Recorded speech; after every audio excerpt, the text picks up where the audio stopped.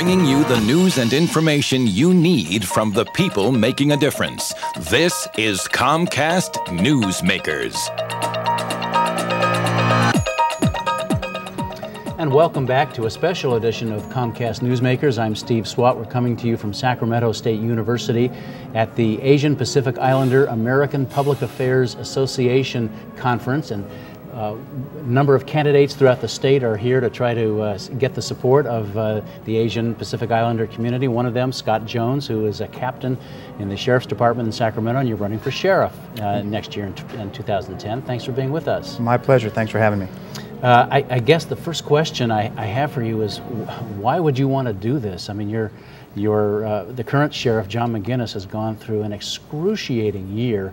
I mean, some problems, in the Sheriff's Department, but the budget has been just about decimated, and he's really turning gray. Yeah, there's as you look around, it's not. It would seem not to be a great time to take over this ship as we're bailing water out continuously.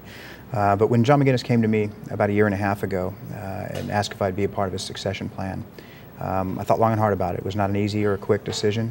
There were considerations of my family and our children. And it took quite a while, and when I looked around and saw that no one else was willing to do it for a variety of reasons, then I decided to commit to it. At that point, of course, he wasn't certain if he was going to run again or not, and then recently when he decided he was not going to run, I was committed. Here I am, exactly right. So I don't think it makes any difference necessarily that whether we're going up or down in terms of the economy. I'm committed to seeing this organization move forward. I don't have an ego about it. I'm not running to see my name on the door.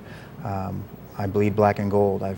This department's been very, very good to me, and I want to see it successfully move forward.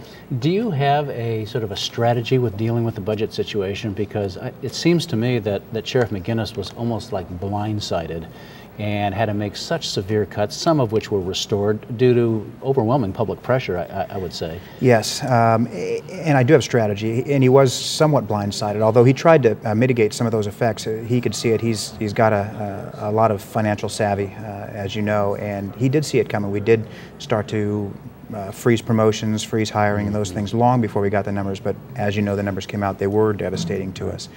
My strategy is basically twofold, and one, we have to look forward as to what we can do to try and mitigate the future effects of this and to keep it at a level where this hopefully doesn't happen again. And then the other one is the more practical, the here and now. And as we look forward, my main goal is going to be to try and secure consistent public safety funding for the Sheriff's Department. We could do that a number of ways.